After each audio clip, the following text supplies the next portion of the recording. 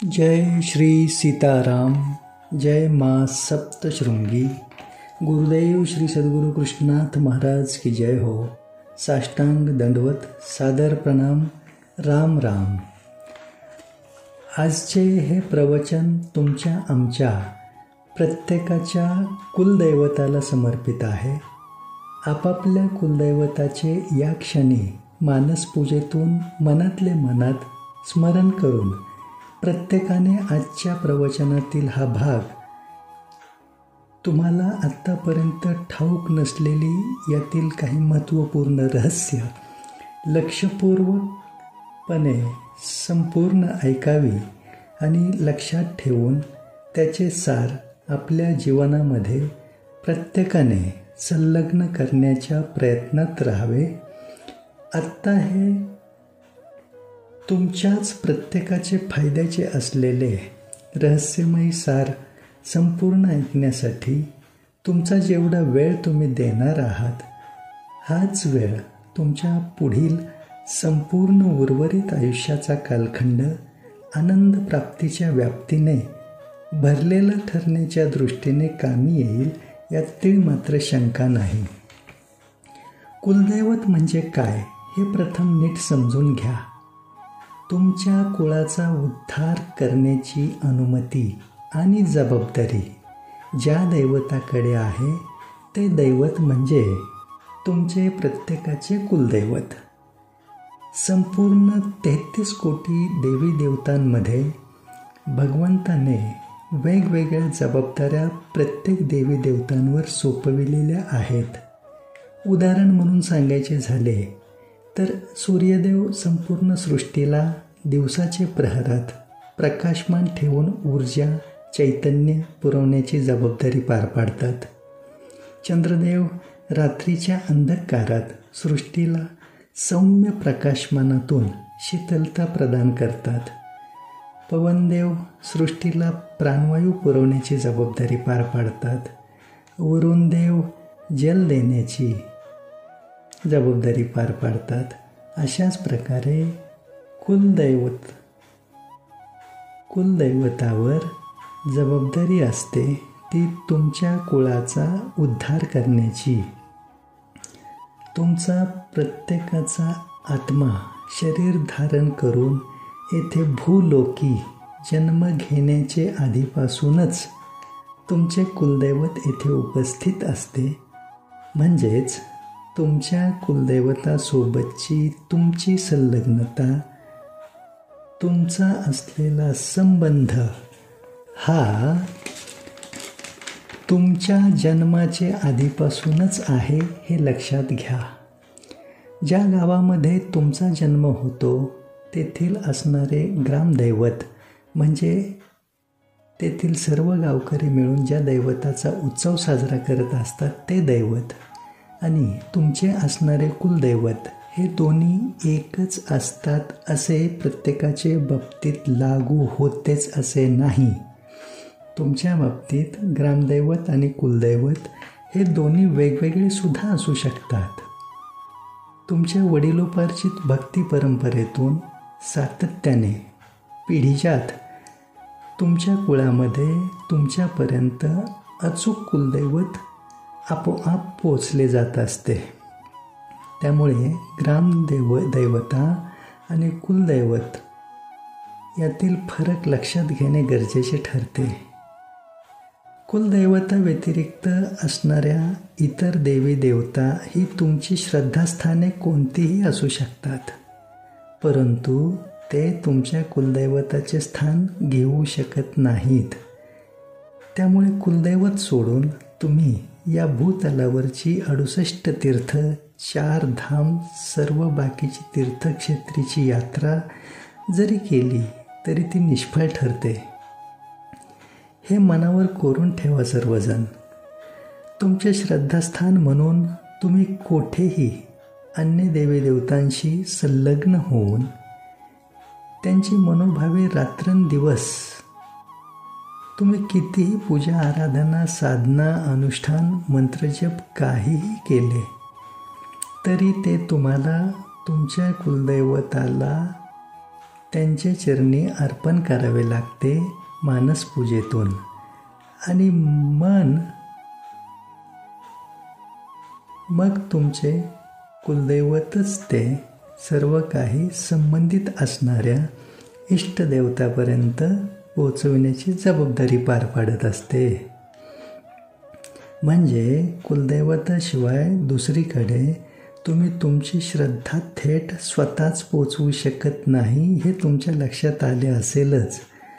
उलट पक्षी बाकीचे काहीही तुमच्या हातून हो ना हो, पण कुलदैवत सदैव तुम्ही प्रसन्न ठेवणे आणि प्रसन्न ठेवण्यासाठी प्रयत्न केलेत तरी तुमच्या जीवनात तुम्ही आनंदाची अनुभूती भरभरून घेत राहाल यात शंकाच नाही काही. कुलदैवत हे तुमच्या आमच्यासाठीच अतिमहत्त्वाचे आणि अत्यावश्यक आहे असे नाही. आपले बजरंगबली, हनुमान, एकमेव रामदूत असणारे चिरंजीवी दैवत, त्यांचे कुलदैवताशिवाय पान हलत नाही. कसे ते लक्षपूर्वक ऐका.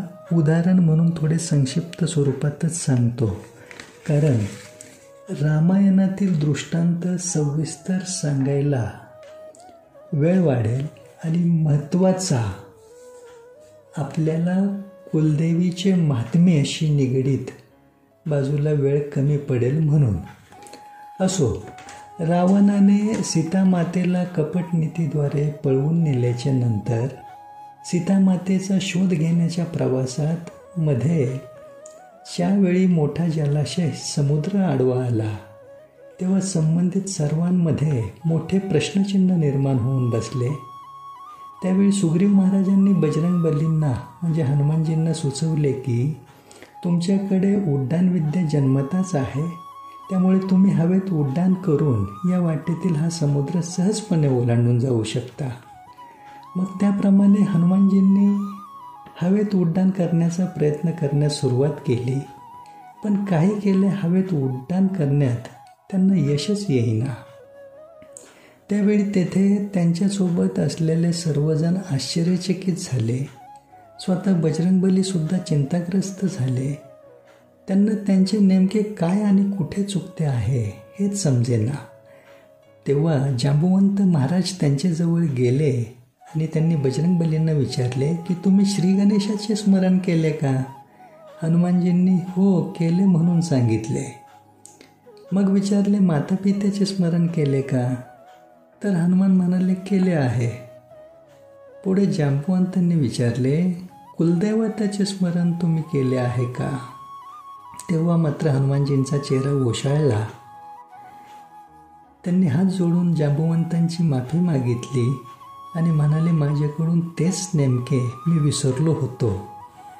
त्यापुढे मग बजरंगबलींनी त्यांचे कुलदैवत असणाऱ्या वरुण देवांचे स्मरण करून हवेत उड्डाण करण्याचा जेव्हा प्रयत्न केला तेव्हाच ते सहजपणे हवेतून उड्डाण करून वाटेतील तो समुद्राचा अडथळा पार करून तो समुद्र ओलांडून जाण्यामध्ये यशस्वी होऊ शकले.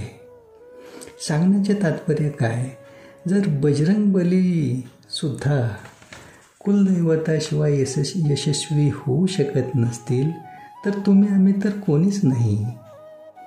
त्यामुळे तुमचे श्रद्धास्थान म्हणून अन्य इष्टदैवत कोणतेही असले तरी कुलदैवतच अतिमहत्त्वाचे आहे हे ध्यानात ठेवूनच आयुष्य जगणे गरजेचे आहे.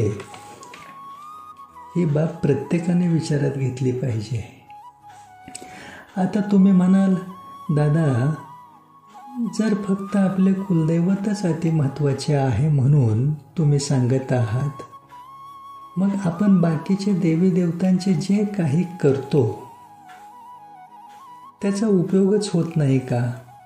मनातील या शंकेचे निरसन म्हणून इतके स्मरणात ठेवायचे की श्रद्धापूर्ण भक्तिभावाने अन्य सर्व आपल्याला प्रिय असलेल्या देवी देवतांचे सर्व काही करा, पण ते आपल्या कुलदैवताचे चरणी समर्पण भावातून अर्पण करा.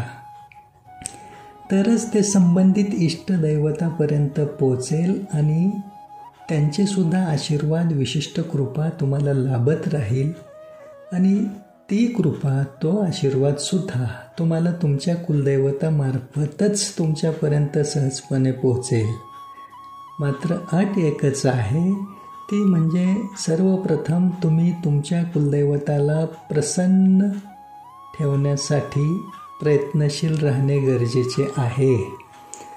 तसे पाहायला गेले तर तुमच्या कुलदैवताशिवाय असणाऱ्या प्रत्येक देवी देवतांमध्ये सुद्धा तुमचा उद्धार करण्याचे सामर्थ्य आहेच.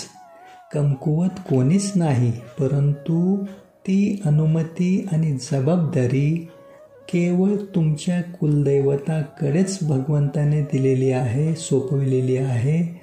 याचा केव्हाच विसर पडू द्यायचा नाही.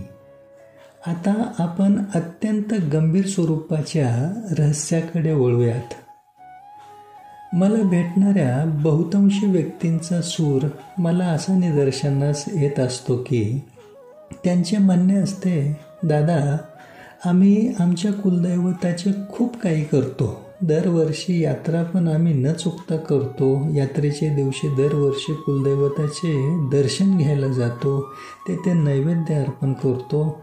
पण तरीसुद्धा आम्हाला अनेक प्रकारच्या अडचणी, समस्या, अपयश, दुःख, कष्ट सारखे चालूच आहेत दादा. त्यामुळे मग मनात येत राहते की कुलदैवताचे एवढे करूनसुद्धा काही उपयोग का होत नाही. असे निराशावादी सूर जेव्हा लोकांचे तोंडून मी ऐकतो, तेव्हा 95% लोक सरासरी आपल्या कुलदेवीला कळत नकळतपणे कमी महत्त्व देत असल्याचे किंवा विसरल्याचे प्रकर्षाने सिद्ध झाल्याचे जाणवते. त्यामुळे या प्रवचनातील इथून पुढचा शब्दांशब्द लक्षात ठेवण्याच्या हेतूने जर तुम्ही ऐकलात आणि त्यानुसार केले तर तुमच्या भाग्याचा उदय म्हणजे तुमचा भाग्योदय आतापासूनच झाला असे मानण्यात काही गैर ठरणार नाही. प्रत्येकाच्या आयुष्यातील सर्व प्रकारच्या आनंद प्राप्तीचे एकमेव सर्वात मोठे रहस्य म्हणजे कुलदेवीची प्रसन्न कृपादृष्टी हेच आहे. केवळ आपल्या कुलदैवतालाच प्रसन्न ठेवल्याने पूर्णता लाभत नाही, तर पूर्णता येते ती आपल्या कुलदेवीला प्रसन्न ठेवल्याने. कारण कुलदेवी म्हणजेच शक्ती आहे आणि शक्तीशिवाय स्वतः शिवसुद्धा अपूर्ण आहेत. शिवमध्ये इकार म्हणजे शक्ती आहे. इकार म्हणजे ती ईची मात्रा जर नसेल तेथे तर शिवसुद्धा शव म्हणजेच प्रेत ठरतात. यावरून शक्तीशिवाय पूर्णत्वच नाही हे तुमच्या लक्षात आले आहे. संपूर्ण सृष्टीचक्र हा जगत संसार सर्व काही शक्तीमार्फतच क्रियाशील आहे सातत्याने. कारण ही सृष्टी उत्पत्ती होण्याआधी प्राकट्य झाले ते आदिशक्तीचेच. हा उगम प्रत्येकाने केव्हाच विसरता कामा नये आणि प्रत्येकाची कुलदेवी ही आदिशक्तीचेच अंशात्मक स्वरूप आहे हे प्रत्येकाने आपापल्या मनावर कोरूनच ठेवले पाहिजे. आणि प्रत्येकासाठी सर्व प्रकारच्या आनंद प्राप्तीसाठी तेच अतिगरजेचे आहे. आता प्रत्येकाची कुलदेवी ही आदिशक्तीचे अंशात्मक स्वरूप कसे ते नीट समजून घ्या. ज्यावेळी आदिशक्तीचे प्राकट्य झाले त्यावेळी तिने तेथे उपस्थित असलेल्या ब्रह्मदेव, विष्णुदेव आणि महेशदेव म्हणजेच महादेव या तिघांना शक्ती अंश विभागून प्रदान केला.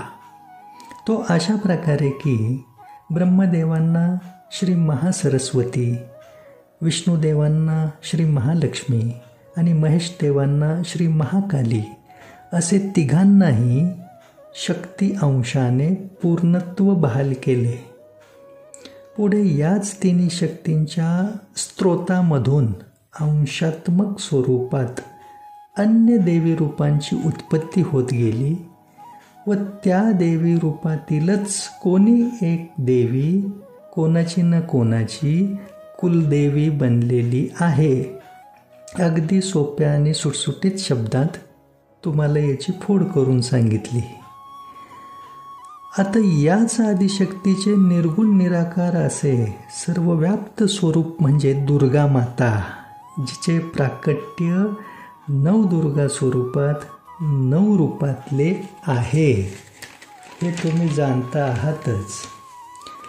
या ब्रह्मांडामध्ये दुर्गा माता जेथे राहते तिचे ते लोक म्हणजे मणिद्वीप. जसे शिवबाबांचे शिवलोक, विष्णुदेवांचे विष्णुलोक म्हणजे वैकुंठ लोक, गणपती बाप्पांचे गणेश लोक, तसे दुर्गा मातेचे लोक म्हणजे मणिद्वीप हे आहे. परंतु आपल्या सर्वांसोबतच या भूलोकामध्ये याच धर्तीवर राहत असलेले आदिशक्तीचे सगुण साकार स्वरूप म्हणजे आपली श्री सप्तशृंगी देवी आहे. आणि ही सप्तशृंगी माता आपल्यासोबतच या भूतलावर राहते. कुठे तर सप्तशृंगगडावर, नाशिकमधील वणी येथे आपल्या महाराष्ट्र राज्यात. तेथे मातेचे जे शक्तिपीठ आहे ते स्वयंभू स्वरूपात आणि 18 हातांच्या प्रचंड रूपात 8 फूट उंचीच्या अस्तित्वात आहे. असे एकमेव शक्तिपीठ आहे जे देवीच्या 51 शक्तिपीठांमध्ये सर्वांगीण स्तरावर अद्भुत चमत्कारांनी वलयांकित असलेले, या भूलोकाला लाभलेले सर्वात मोठे वरदान आहे. ही सप्तशृंगी देवी सप्तशृंगगडावरच राहते. तिचे लोक म्हणजे हे भूलोकच आहे. कारण तिचे मंदिर भाविकांना दर्शनासाठी जेवढा वेळ उघडे ठेवले जाते तेवढा वेळ ती सप्तशृंगी माता गाभाऱ्यामध्ये दर्शनार्थींना आशीर्वादाचा लाभ देण्याकरिता हजर असते. आणि रात्रीचे प्रहरी गडावरील जेथे जलगुफा आहे तेथे ती विश्रांतीसाठी जाते. त्यामुळे मातेची ती विश्राम गुफा सुद्धा सप्तशृंगगडावरच आहे. त्यामुळे तुमचे आमचे भाग्य अतिशय थोर आहे. एवढी महान देवी म्हणजे मोठ्या आईसाहेब म्हणजे बडी मातारानी आपल्या प्रांतात आपल्यासोबत राहिला आहे. आणि तिचा आपल्या सर्वांच्या प्रत्येकाच्या कुलदेवीशी कसा घनिष्ठ संबंध आहे ते आता नीट जाणून घ्या. श्री मोठ्या आईसाहेबांचा उदे उदे. श्री बडी मातारानी की जय हो. श्री सप्तशृंगी माता की जय हो. तुम्हा सर्वांना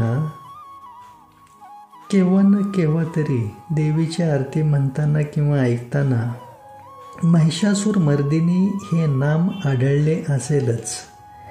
हे महिषासूर मर्दिनी नाम ज्या देवी अवताराचे आहे ती देवी म्हणजेच आपली श्री सप्तशृंगी देवी आहे. महिषासूर नावाचा अत्यंत बलशाली असा राक्षस, आसूर असा सामर्थ्यवान होता की त्याने त्याच्या तपोबलाचे सामर्थ्याने ब्रह्मदेवांना प्रसन्न करून घेतले होते. आणि त्याने ब्रह्मदेवांकडून असे वरदान प्राप्त करून घेतले होते की देव, दानव, दैत्य यांपैकी कोणीच त्याचा अंत करू शकणार नाही. आणि याच वरदान प्राप्तीच्या बळावर त्याने या भूलोकी क्रूरपणाचा उच्छाद मांडला होता.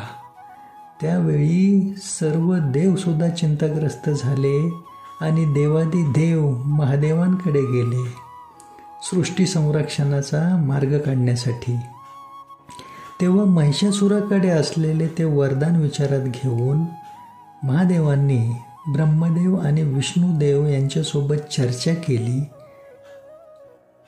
व तिघांची शक्ती एकत्र करून महाशक्ती निर्माण करण्याचे ठरविले. त्यानुसार महादेवांची शक्ती म्हणजे श्री महाकाली, ब्रह्मदेवांची शक्ती म्हणजे श्री महासरस्वती आणि विष्णुदेवांची शक्ती म्हणजे श्री महालक्ष्मी या तिन्ही शक्तींचा एकत्रित संगम करून प्रचंड महाशक्ती स्वरूप उत्पन्न झाले. 18 हातांनी युक्त असलेले हे प्रचंड महाशक्ती स्वरूप आणि त्या शक्तिरूपाला महादेवांनी त्यांचे त्रिशूल, विष्णुदेवांनी त्यांचे सुदर्शन चक्र अशा प्रकारे 18 प्रमुख देवतांनी त्यांची प्रमुख अस्त्रशस्त्र प्रदान केली. त्यामध्ये यमदेवांनी सुद्धा त्यांच्याकडील अस्त्र मातेच्या त्या स्वरूपाला प्रदान केले. हा प्रचंड महाशक्तीचा महासंगम भूलोकी अवतरित झाला आणि तो 7 शिखरांच्या पर्वतांमध्ये प्रकट झाला. आता शिखर म्हणजे शृंग आणि 7 म्हणजे सप्त, म्हणून मातेच्या त्या सगुण साकार अवताराला श्री सप्तशृंगी हे नाम प्रचलित झाले व त्या पर्वतगडाला सप्तशृंगगड हे नाव लागू झाले. तेथेच श्री सप्तशृंगी देवीने महिषासूर राक्षसाचे शिर कापून त्याचा वध केला. त्यामुळे श्री सप्तशृंगी देवीला महिषासूर मर्दिनी हे नाम प्राप्त झाले. आणि महत्त्वाचे म्हणजे सृष्टीच्या संरक्षणासाठी, लोककल्याण निरंतर चालू ठेवण्यासाठी श्री सप्तशृंगी देवी 18 हातांनी युक्त अशा प्रचंड महाशक्तिशाली स्वयंभू स्वरूपातच सप्तशृंगगडावर कायमस्वरूपी स्थिरावली. तेथीलच निवासिनी श्री सप्तशृंग निवासिनी बनून अखंडित राहिलेली आहे. सप्तशृंगगडाचे शिखरावर वर्तमानात आज तेथे मातेच्या दर्शनाला जाणाऱ्या प्रत्येकाला ज्या कीर्तिध्वजाचे दर्शन घडते त्या ठिकाणीच मातेने महिषासुराचे शिर म्हणजे मुंडके कापून हातात घेतले होते. तेथे ध्वज लावण्यासाठी जाण्याची जी वाट, जो रस्ता आहे तो श्री सप्तशृंगी मातेनेच एका पुण्यवान गवळ्याला दाखवून दिला आणि त्याच्या कुळामध्येच पुढे तेथे ध्वज लावण्यासाठी संबंधित व्यक्तीला माता तिथपर्यंत पोचण्याची वाट दाखवित असते. ती वाट शोधण्याचे आत्तापर्यंत इतर बुद्धिमान संशोधकांनी, संशोधनकर्त्यांनी अनेक वेळा प्रयत्न करून पाहिले. अगदी हेलिकॉप्टरचा देखील वापर करून प्रयत्न केले गेले, परंतु कीर्तिध्वजापर्यंत जाण्याचा रस्ता अद्याप कोणीच शोधू शकण्यात यशस्वी होत नाही. असे अनेक अद्भुत चमत्कार आहेत सप्तशृंगगडावर. अशी ही चमत्काराचे दुसरे नाव असणारी श्री सप्तशृंगी देवी तुमच्या आमच्या प्रत्येकाच्या कुलदेवीचे मूळ स्थान आहे. कारण श्री महासरस्वती, श्री महालक्ष्मी आणि श्री महाकाली या 3 महाशक्तींचा एकत्रित महासंगम म्हणजे श्री सप्तशृंगी देवी आहे, हे तुम्हाला समजले आहेच. आणि या 3 महाशक्तींपैकीच कोण्या एका शक्तीचं अंशात्मक स्वरूपातील एखादं देवी रूप ही तुमची आमची कोणती ना कोणती कुलदेवी आहे. म्हणजेच आपल्या प्रत्येकाच्या कुलदेवीचे मूळ श्री सप्तशृंगी देवी आहे. सगुण साकार स्वरूपात नवदुर्गांच्या 9 रूपातील प्रत्येकी 2 हातांसह एकूण 18 हातांनी युक्त अशी प्रचंड माता असलेली श्री सप्तशृंगी देवी ही मूळ आहे. आणि त्या मुळाशी संबंधितच पुढे वरील झाडाचे बुंदका, खोड, फांद्या, पाने, फुले, फळे असा अनेक देवी रूपांचा अंशात्मक भाग या भूतलावर सर्व व्याप्त झालेला आहे. त्यामुळे प्रत्येकाने आपापल्या कुलदेवीला प्रसन्न ठेवण्यासाठी आपल्या कुलदेवीचे मूळ स्थान असणाऱ्या श्री सप्तशृंगी देवीला शरणागत होऊन संलग्न होणे हे अत्यंत गरजेचेच आहे. ज्या प्रकारे एखाद्या झाडाला किंवा रोपाला टवटवीत बहारदार ठेवण्यासाठी नियमितपणे त्याला त्याच्या मुळाशी पाणी घालावे लागते, केवळ त्याचे पानांवर फांद्यांवर पाणी शिंपडत राहिल्याने पूर्ण हेतू साध्य होत नाही. हे तुम्हा प्रत्येकाला समजण्या इतपत तुम्ही सर्वजण सुज्ञ आहात. त्यामुळे आपल्या कुलदेवीची अखंड प्रसन्न कृपादृष्टी लाभत राहण्याकरता आपण आपल्या प्रत्येकाच्या कुलदेवीचे मूळ स्थान असलेल्या श्री सप्तशृंगी देवीची सेवा म्हणून काही ना काहीतरी करीत राहणे गरजेचे आहे. अशा प्रकारे आपल्या प्रत्येकाच्या चालू वर्तमानातील जन्माचा अविभाज्य घटक असलेल्या श्री सप्तशृंगी देवीचा महिमा सांगणारी अनेक रहस्य श्री सप्तशृंगी चालीसा पठन करताना, वाचताना किंवा ऐकताना आपल्याला समजतात. पण त्याचबरोबर आपली कुलदेवी आपल्यावर विशेष प्रसन्न कृपादृष्टीसुद्धा ठेवते. त्यामुळे श्री सप्तशृंगी चालीसा प्रत्येकाने नियमित वाचली पाहिजे. आणि त्यासोबत श्री रामनाम चालीसासुद्धा वाचली पाहिजे. कारण रामनामाशी आदिशक्तीचा घनिष्ठ संबंध आहे. आदिशक्तीच्या ललाटी म्हणजे कपाळावर राम नाम लिहिलेले आहे. आणि विशेष म्हणजे या दोन्ही चालीसा दररोज वाचण्यासाठी केवळ 10 मिनिटांचा वेळ द्यावा लागतो, जास्त नाही.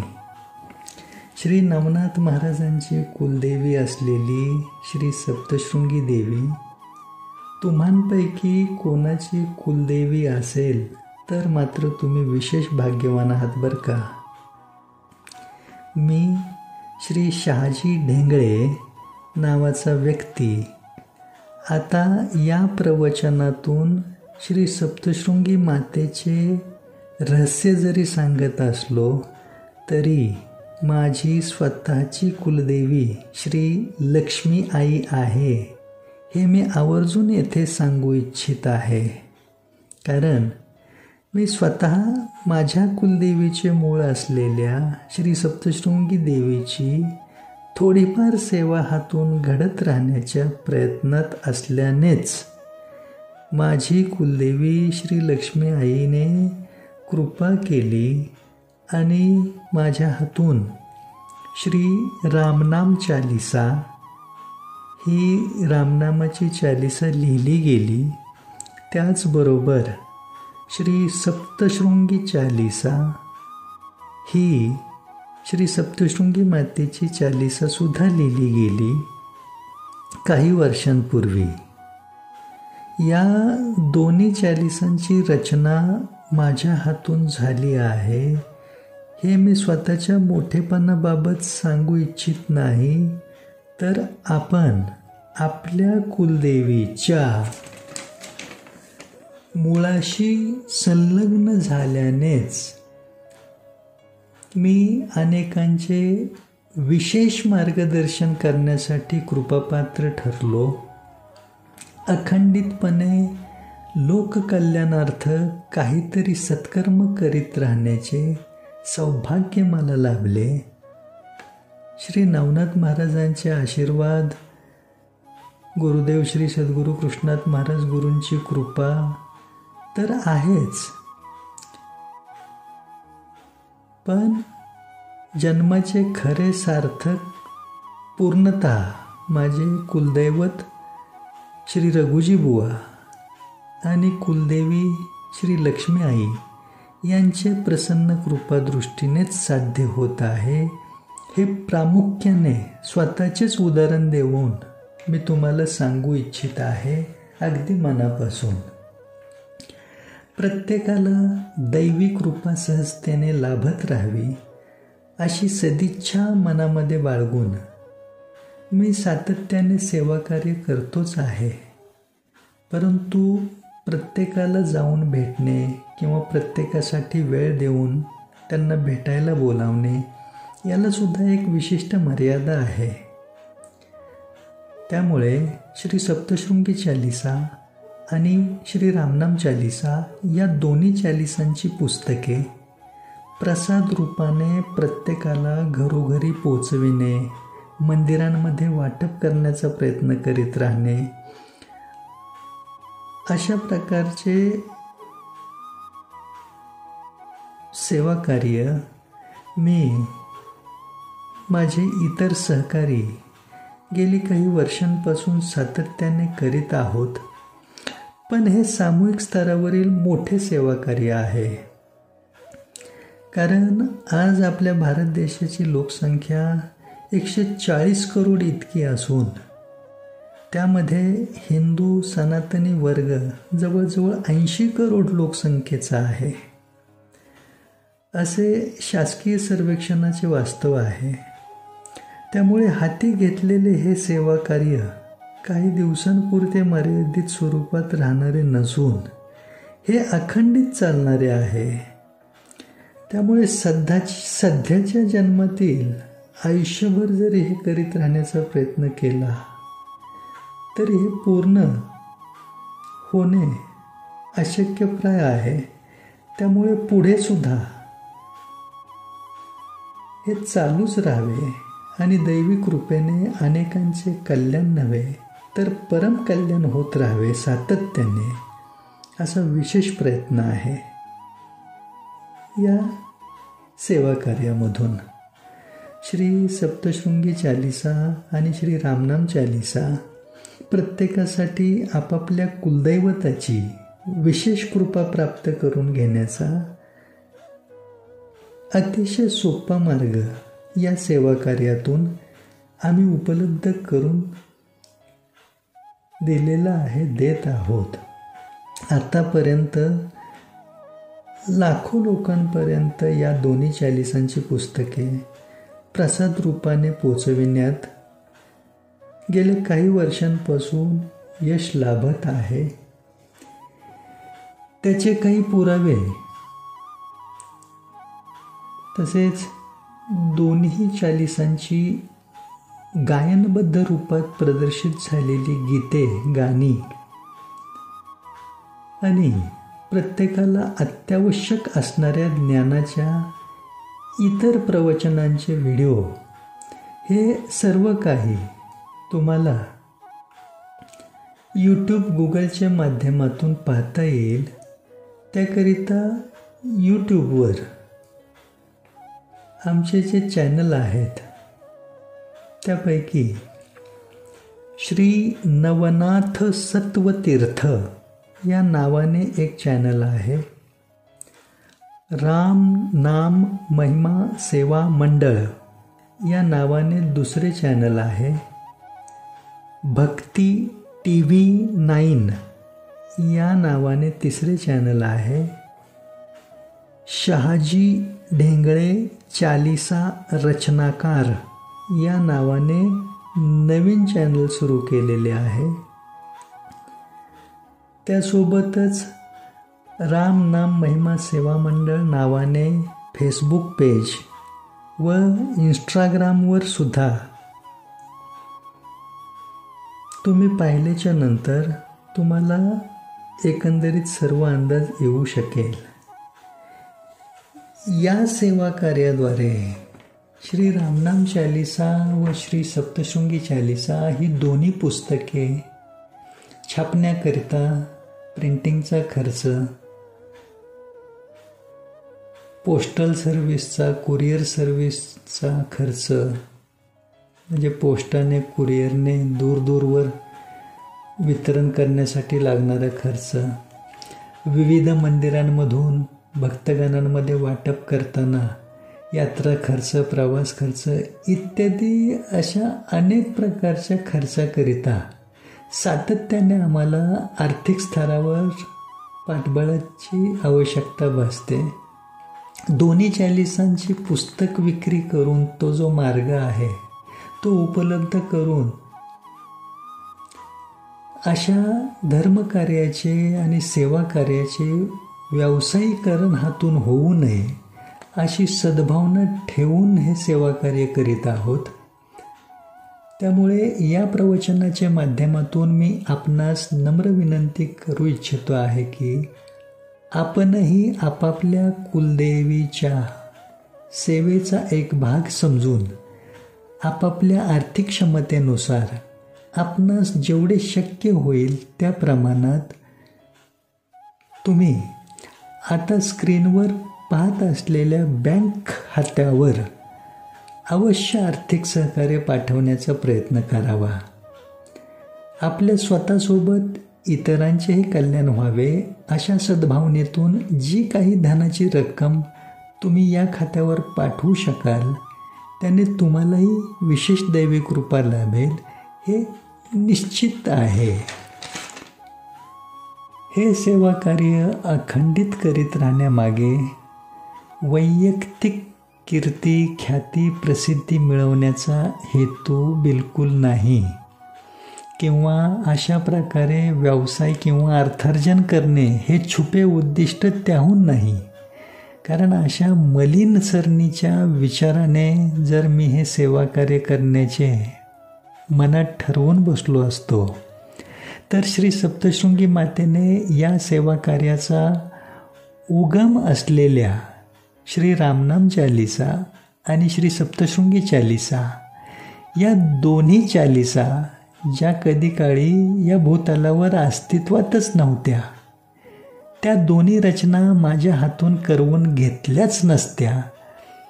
त्यामुळे पुढील आत्तापर्यंतचा हा एवढ्या दीर्घ कालखंडाचा सेवा कार्याचा प्रवास देखील होऊ शकला नसता हे तुम्हालाही समजू शकते आहे. आजपर्यंत देवीची 51 शक्तिपीठं, 12 ज्योतिर्लिंग, अष्टविनायक, 11 मारुती मंदिरं, भारतातील जवळजवळ सर्व प्रमुख तीर्थक्षेत्र, केदारनाथ असो किंवा 144 वर्षांनंतर आलेला प्रयागराज येथील त्रिवेणी संगमावरचा पूर्ण महाकुंभमेळा उत्तर प्रदेशमधला, तेथेसुद्धा या दोन्ही चालिसा प्रसाद रूपाने भरभरून वितरित करणे यशस्वी होऊ शकले. प्रिंटिंग खर्च, डाक सेवेचा खर्च, कुरिअर सेवा, यात्रा प्रवास खर्च अशा अनेक खर्चांसह घरोघरी दोन्ही चालिसा मागणाऱ्या इच्छुक भाविकांना त्यांच्या पत्त्यांवर घरपोच पाठविताना, मंदिरांमध्ये वाटप करताना कुलदेवी हा एकच शब्द स्मरणात ठेवून सेवा कार्य योग्य समाधानात अखंडित जरी चाललेले असले तरी कमी वेळेत जास्तीत जास्त लोकांना कसे लाभान्वित करता येईल असाच विशेष प्रयत्न करीत आहोत आम्ही. केवळ श्री सप्तशृंगी मातेच्या दर्शनाला नाशिकमध्ये सप्तशृंग गडावर रोजचे 1.5-2 लाख भाविक येतात. अयोध्या येथील श्री राम जन्मभूमीतील श्रीरामांचे जे मंदिर आहे त्या मंदिरामध्ये रोजचे 3-4 लाख भाविक येत असतात. अशा मंदिरांमध्ये जरी दोन्ही चालिसांची पुस्तके प्रसाद रूपाने वाटायची म्हटलं तरी मोठी खर्चिक बाजू आहे. त्यामुळे तुम्ही पाठवलेली आर्थिक सहकार्याची मदत चांगल्याच कामी येणार आहे. या सेवा कार्यामध्ये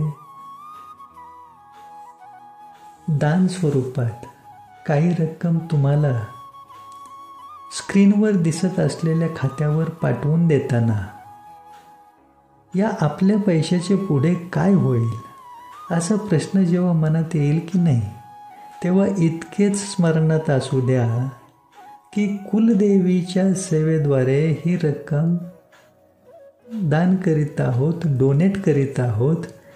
म्हणजे याचा गैरवापर करणाऱ्याला शिक्षा द्यायला, त्याच्यावर लक्ष ठेवायला अन्य दुसरे तिसरे कोणी नसून खुद्द शक्ती आहे, जिच्या क्रोधाने महिषासुरासारख्या वरदानप्राप्त जीवाचे सुद्धा मुंडके शिर छाटले गेले. असो, सर्वात महत्त्वाचे म्हणजे तुम्हा सर्व बंधू भगिनींना माझी अशी नम्र विनंती आहे की कोणत्याही कारणास्तव जरी तुम्ही या सेवा कार्यासाठी काही रक्कम पाठवू शकला नाहीत तरी हरकत नाही. त्याबद्दल मनामध्ये कुठल्या प्रकारची अस्वस्थता ठेवण्याचे कारण नाही. परंतु तुम्हाला स्क्रीनवर दिसत असलेल्या संपर्क क्रमांकावर संपर्क करून तुम्ही तुमच्या स्वतःसाठी श्री रामनाम चालिसा आणि श्री सप्तशृंगी चालिसा ही दोन्ही पुस्तके घरपोच मिळण्यासाठी तुमचा पत्ता अवश्य सांगा. दोन्ही पुस्तके प्रसाद रूपाने तुम्हाला अवश्य मिळतील. त्याचे नियमित वाचन करा. फक्त 10 मिनिटे लागतात त्यासाठी. त्याने तुमची कुलदेवी तुमच्यावर अखंड प्रसन्न राहीलच आणि तुम्हाला सर्व प्रकारचा आनंदसुद्धा तिच्या कृपेने लाभत राहील, यात तीळ मात्र शंका नाही. आता एक मुद्दा विशेष करून तुम्हाला सांगूशी वाटतो आहे, तो असा की हे प्रवचन तुम्हाला पुन्हा जसा वेळ मिळेल तसा तुमच्या वेळेच्या अनुकूलतेनुसार वारंवार अनेकदा ऐकण्याचा प्रयत्न करा. कारण आपल्या मेंदूला ज्या प्रकारे स्मरणात ठेवण्याचा भाग आहे त्याचप्रमाणे विस्मरण होण्याचा, विसर पडण्याचा देखील भाग आहे. त्याचबरोबर पुन्हा पुन्हा ऐकताना नवविधा भक्तीच्या 9 प्रकारातील श्रवण भक्ती केल्याचे विशेष पुण्यफळ लाभते आणि आपल्याला न समजलेल्या काही बाबी सुद्धा पुन्हा व्यवस्थित संपूर्णपणे लक्षात येतात. मी माझे आजचे हे प्रवचन आपल्या सर्वांच्या, प्रत्येकाच्या, सर्व कुलदेवींच्या चरणी श्रद्धापूर्वक भक्तिभावाने अर्पण करतो आहे व तुम्हालाही हात जोडून नम्र विनंती करतो आहे की आपण सुद्धा इतर सर्वांच्या कुलदेवींचा आदरपूर्वक सन्मान ठेवून हा प्रवचनाचा व्हिडिओ इतर सर्वांसोबत शेअर करीत राहण्याचा अवश्य प्रयत्न करावा. अगोदर स्वतःचे भले झाल्याच्या नंतर मग जगाच्या भल्याचे पाहू असा संकुचित विचार अज्ञानापोटी मनात न ठेवता या प्रवचनाचा लाभ जास्तीत जास्त लोकांपर्यंत पोचविण्याचा नक्की प्रयत्न करा. त्याने आपण आपल्या कुलदेवीला विशेष प्रिय ठरतो. कारण तुम्ही तुमच्या कुलदेवीला जसे ओळखता की नाही तशी तुमची कुलदेवी तुम्हाला ओळखते का हा प्रश्न खूप खोलवर विचारात घेण्यासारखा आहे. त्यामुळे तुमच्या कुलदेवीने तुम्हाला ओळखण्या इतपत तिच्यासोबत घनिष्ठ ओळख वाढवण्यासाठी प्रत्येकानेच विशेष असे कर्म करीत राहणे गरजेचे आहे. हे तुम्हाला समजेल अशा सोप्या सरळ भाषा शैलीतील आजचे प्रवचन जर खरोखरीच लाभदायक व गरजेचे वाटले असेल तर या व्हिडिओला लाईक आणि शेअर करा, चॅनलला सबस्क्राईब करा व आपल्या कुलदेवी प्रित्यर्थ सेवाभाव म्हणून या सेवा कार्याच्या वाटचालीमध्ये स्क्रीनवर दिसत असलेल्या बँक खात्यावर आपापल्या आर्थिक क्षमतेनुसार जमेल तेवढी रक्कम आर्थिक सहकार्य म्हणून, मदत म्हणून, दान म्हणून, डोनेट स्वरूपात अवश्य पाठवण्याचा प्रयत्न करा. शुभम भवतु. जय श्री सीताराम. श्री मोठ्या आईसाहेबांचा उदे उदे. श्री बडी माता रानी की जय हो. श्री सप्तशृंगी माता की जय हो. जय माँ सप्तशृंगी. आई सप्तशृंगी माता की जय.